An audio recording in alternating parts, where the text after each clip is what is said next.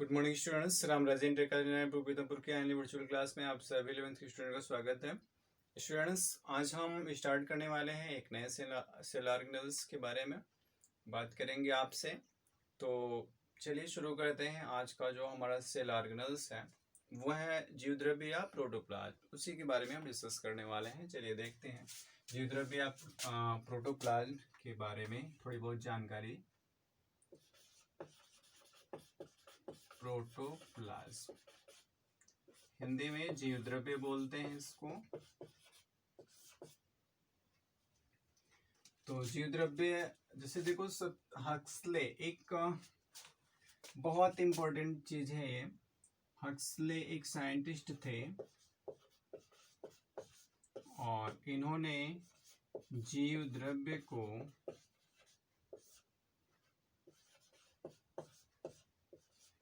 जीवन का भौतिक आधार कहा।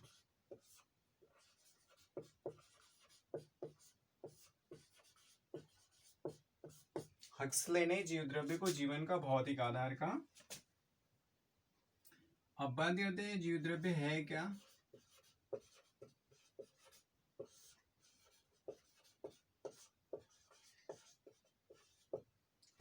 तो देखते हैं जीवद्रव्य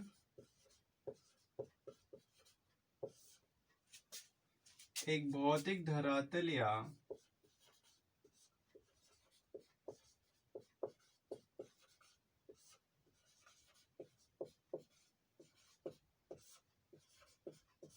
माध्यम की तरह कार्य करता है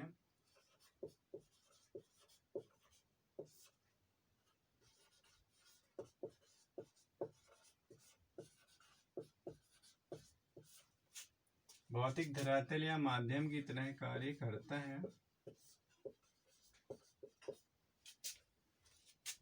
इसमें जीवन के गुण उपस्थित होते हैं।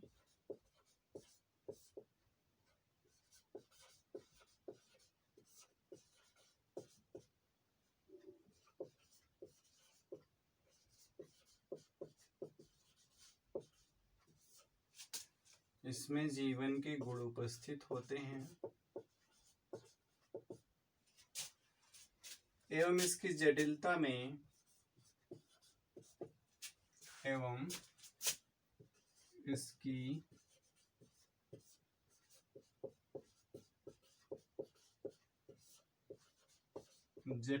में जीवत्व का गुण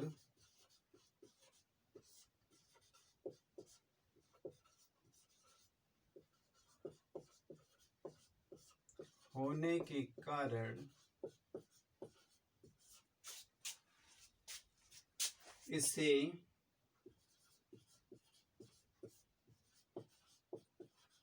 जीवित द्रव्य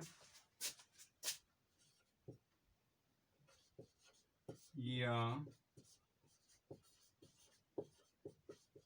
जीवद्रव्य कहते हैं।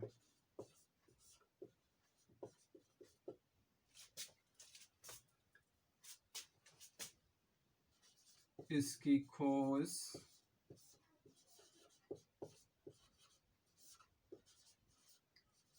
डुजार्डिन ने 1835 में की थी और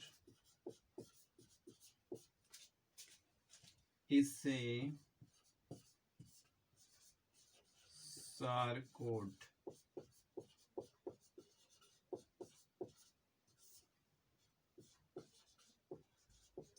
कहा। बाद में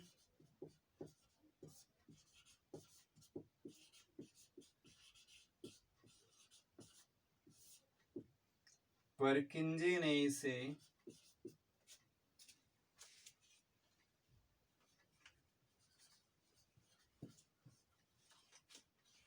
प्रोटोप्लाज्म कहा।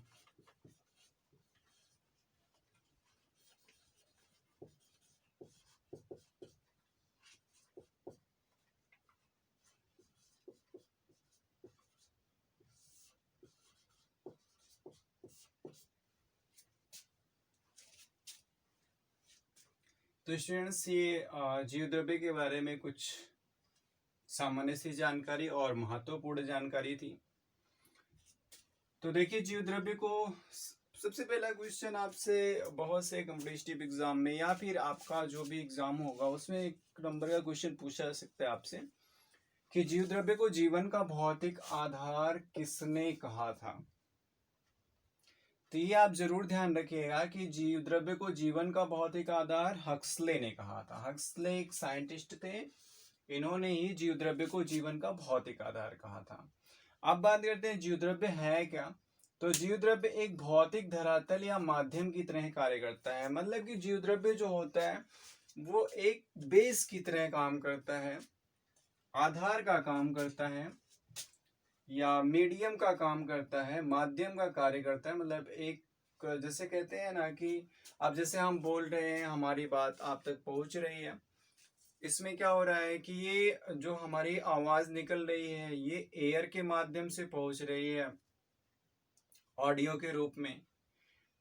तो एयर क्या है, एक मीडियम का काम कर रहा है, मतलब एक माध्यम का काम कर रहा है। ऐसे ही ये जीव द्रव्य जो होता है ये भी एक माध्यम की तरह कार्य करता है, मतलब विभिन्न पदार्थों के आदान प्रदान का काम करता है और इसमें जीवन के गुण उपस्थित होते हैं। मतलब कि इसमें सजीवों का गुण दिखाई देगा, सजीवों का गुण उपस्थित रहता है एवं इसकी जटिलता में जीवत्व का गुण होने के कारण, अब चूंकि ये कॉम्प्लेक्स तो थोड़ा सा होता है और इसमें जीवत्व का गुण मतलब कि सजीव का गुण होने के कारण इसे हम जीवित द्रव्य या जीव द्रव्य के नाम से जानते हैं या जीव द्रव्य कहते हैं। इसकी खोज डुजार्डिन ने, ये ध्यान रखिएगा, खोज किसने किया था? डुजार्डिन ने 1835 में इसकी खोज की थी, लेकिन जान नहीं पाया कि इसको क्या नाम दिया जाए। तो इन्होंने, इनको जो भी फील हुआ उन्होंने कह दिया और उन्होंने इसे सारकोड कहा। सारकोड मतलब कि डुजार्डिन ने इसकी खोज तो 1835 में कर ली, बट इन्होंने इसको सारकोड बोला और बाद में परकिंजे ने इसे प्रोटोप्लाज्म नाम दिया, जिस नाम से आज ही जाना जाता है। ये नाम दिया था परकिंजे ने, ध्यान दीजिएगा। तो ये इंपॉर्टेंट चीजें थी कुछ जीव द्रव्य के बारे में। चलिए फिर से एक बार रिपीट कर लेते हैं। तो जीव द्रव्य को जीवन का भौतिक आधार हक्सले ने बोला और इसी खोज डुजार्डिन ने 1835 में की और इसे सारकोड कहा। बाद में परकिंजे ने इसे प्रोटोप्लाज्म नाम दिया। और जीव द्रव्य रियल में होता है क्या? जीव द्रव्य एक भौतिक धरातल या माध्यम की तरह कार्य करता है।